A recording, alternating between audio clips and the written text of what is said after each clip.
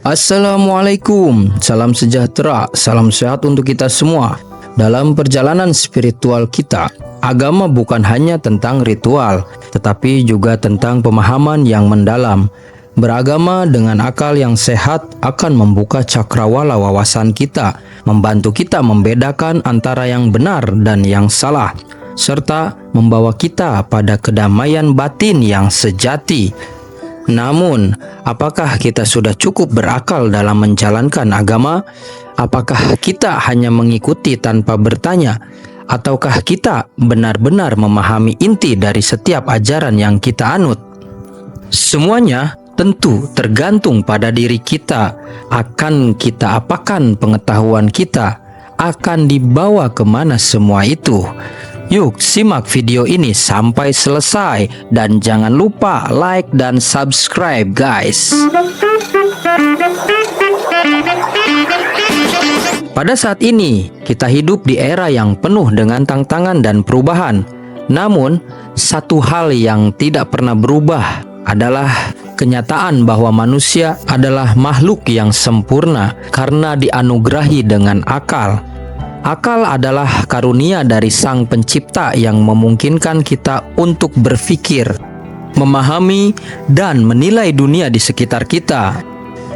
Sesungguhnya, itulah sebabnya manusia disebut sebagai makhluk yang sempurna, bukan karena fisiknya, tetapi karena kemampuannya untuk berpikir dan berakal.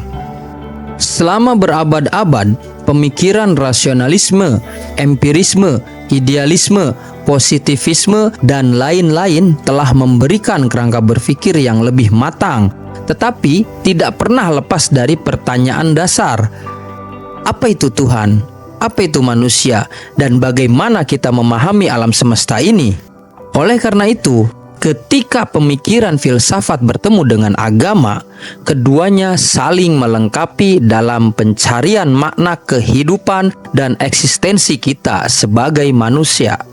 Kita mengetahui yang namanya dalil akli dan dalil nakli, dalil Al-Quran dan dalil akal.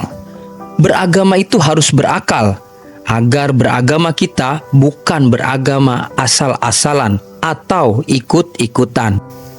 Dalam konteks agama, akal berfungsi sebagai alat untuk memahami wahyu dan ajaran agama. Muladasara menekankan bahwa wahyu dan akal tidak bertentangan, melainkan saling melengkapi. Wahyu memberikan petunjuk moral dan spiritual, sementara akal memungkinkan manusia untuk memahami dan mengaplikasikan wahyu tersebut dalam kehidupan sehari-hari. Keduanya bekerja sama untuk membawa manusia kepada kebenaran yang lebih tinggi dan penyempurnaan diri. Filosof Muslim lainnya, Al-Farabi, melihat akal sebagai instrumen yang sangat penting untuk menyusun kehidupan sosial yang baik dan harmonis. Menurutnya, akal memungkinkan individu untuk memahami tujuan hidup, yaitu mencapai kebahagiaan sejati.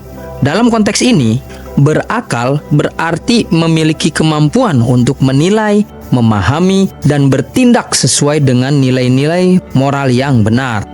Dalam agama Islam, Al-Farabi percaya bahwa wahyu atau agama memberikan pedoman moral dan aturan hidup, tetapi akal membantu manusia untuk memahami dan menerapkan wahyu tersebut dengan bijak. Akal harus mendukung wahyu dalam memberikan arahan bagi kehidupan sosial dan individu. Agama, menurut Al-Farabi, tidak hanya berkaitan dengan urusan ritual, tetapi juga mencakup pemahaman moral dan sosial yang dapat dicapai dengan bantuan akal. Akal bukan hanya sekedar kapasitas intelektual untuk berpikir atau memahami hal-hal abstrak. Akal memiliki dimensi spiritual yang lebih tinggi. Akal sebagai sarana untuk mencapai pengetahuan langsung tentang Tuhan dan hakikat realitas. Akal dapat membawa manusia pada pemahaman yang lebih dalam tentang esensi Tuhan, alam semesta, dan diri manusia itu sendiri.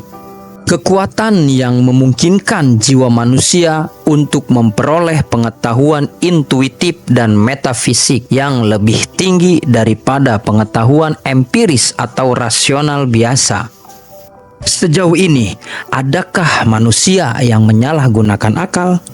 Atau adakah manusia yang sepakat bahwa setiap bentuk kejahatan adalah hasil akal? Hanya manusia yang tidak waraslah yang menyatakan demikian. Ketidakwarasan akan memungkinkannya untuk mengatakan bahwa akal adalah penyebab kehancuran. Terkadang di luar sana masih ada orang yang mengatakan jika akal menjadi salah satu penyebab kehancuran dengan berbagai macam dalih dan argumentasi. Sederetan filsuf muslim sudah memberikan pemaparan yang luar biasa mengenai akal itu sendiri, memberikan gambaran kepada kita bahwa kecil sekali kemungkinan akal menjadi penyebab kehancuran.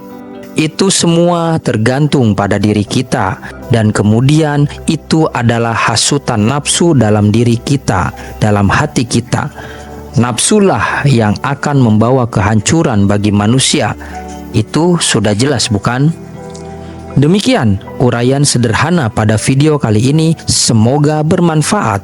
Salam argumentasi. Wassalamualaikum.